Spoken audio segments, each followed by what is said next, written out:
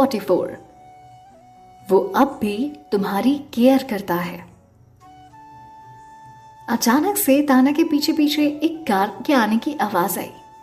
तभी कार का शीशा नीचे हुआ और उसमें से आदित्य का हैंडसम चेहरा दिखाई दिया, जिसे देखकर आज भी कई लड़कियों का दिल धड़कता था। पर तान्या को इस बात से कोई फर्क नहीं पड़ता। वो उसे ऐसे देख रही थी जैसे उसने उसे पहले कभी नहीं देखा था। उसका ऐसा देखना ना तो पहले जैसा डरा हुआ था और ना ही डिपेंडेंट सा जब वो शादीशुदा थे, और ना ही वैसा स्ट्रेसफुल और खोया हुआ जब उसने उनके डिवोर्स के 3 साल बाद पहली बार एक दूसरे को देखा था।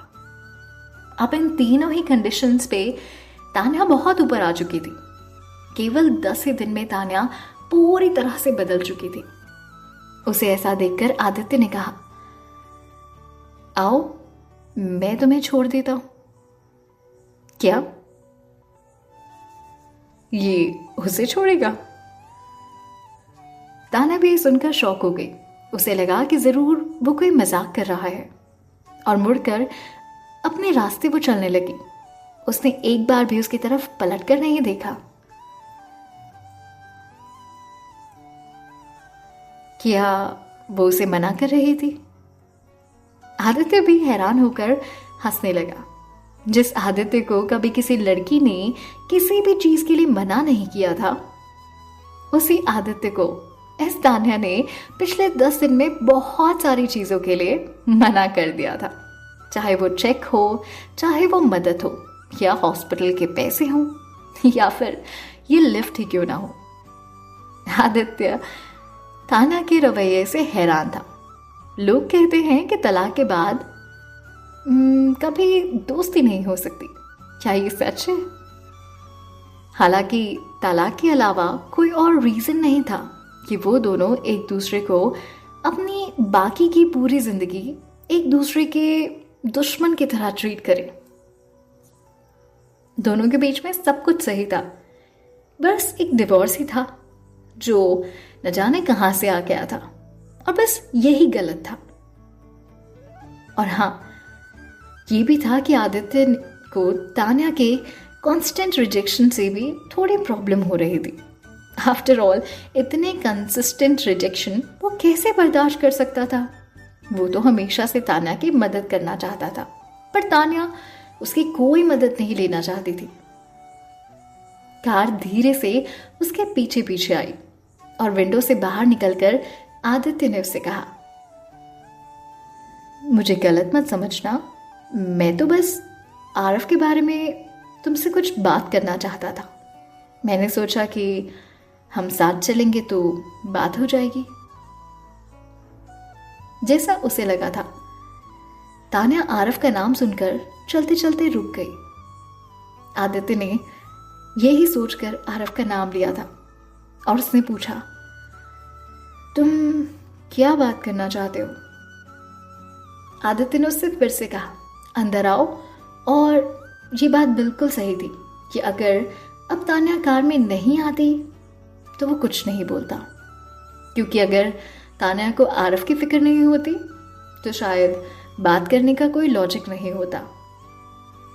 तान्या आगे का दरवाजा बंद करके पीछे वाली सीट पर जाकर बैठ गई। आदित्य थोड़ा सा खुश हो गया, क्योंकि उसे नहीं लगा था कि वो अंदर भी आएगी। आदित्य उसकी खूबसूरती को और उसकी गहरी आंखों को देखते हुए ये महसूस कर रहा था कि वो पूरी तरह से बदल चुकी है, और ये बदलाव उसकी बाहरी खूबसूरती से ज्यादा उसके अंदर की पर्सनालिटी में हुआ है। ऐसा लग रहा था मानो उसके अंदर हर चीज बदल चुकी है। मानो उसने सस्ते कपड़े पहने थे और कोई मेकअप नहीं किया था, ना ही कोई महंगी सी ज्वेलरी पहनी थी, पर फिर भी वो उसे करोड़ों की कार में अजीब नहीं लग रही थी। ये सब कुछ बहुत सहज था। ऐसा लग रहा था मानो ये उसकी किस्मत नहीं बल्कि कार की अच्छी किस्मत है कि वो उसमें बैठी है। आदित्य पहली बार तान्या के लिए ऐसा कुछ महसूस कर रहा था। ये बहुत हैरान करने वाली बात थी। उसमें इतना आत्मविश्वास आखिर आया कहाँ से? आदित्य ये जानने के लिए बहुत एक्साइटेड था कि जो औरत उसके पीछे बैठती थी वो अचानक इतनी इंटरेस्टिंग कैसे हो गई थी। आदित्य ने गाड़ी स्टार्ट करते हुए तान्या से पूछा, कहाँ जाना है तुम्हें? हॉस्पिटल? हॉस्पिटल का नाम सुनते ही आदित्य उससे पूछ बैठा, उसने हॉस्पिटल का बिल कैसे दिया था? पूछना तो चाहता था, पर यह सवाल उसके ज़बान पर आते ही मानो अटक सा गया। वो पूछ नहीं पाया, पर अपने दिलो दिमाग में तान्या से 1000 बार पूछ चुका था वो कि आखिर उसने हॉस्पिटल का बिल कैसे भरा, इतने पैसे उसके पास कैसे आए। क्योंकि उस दिन के ड्रामे के बाद उसने हॉस्पिटल के बाहर किसी से पूछा था, तो उसने बताया कि उन्होंने ऑपरेशन के पूरे 5 लाख रुपए जमा कर दिए थे, जबकि उसने वो चेक भी उसी दिन नहीं लिया था, जो कि 1 करोड़ का चेक था। अब करोड़ों के चेक को रिफ्यूज करने के बाद इस हालत में होते हुए भी कोई 5 लाख का बिल रातों रात कैसे जमा कर सकता है?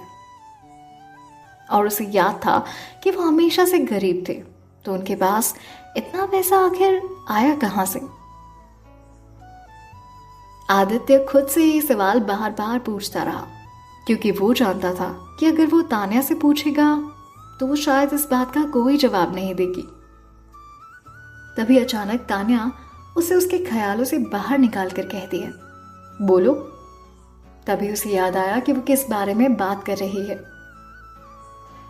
उसने कहा, मैंने आरव की परवरिश बहुत अच्छे से की है, उसका अच्छे से ध्यान रखा है। मुझे याद नहीं कि कभी उसने तुम्हारा नाम लिया हो।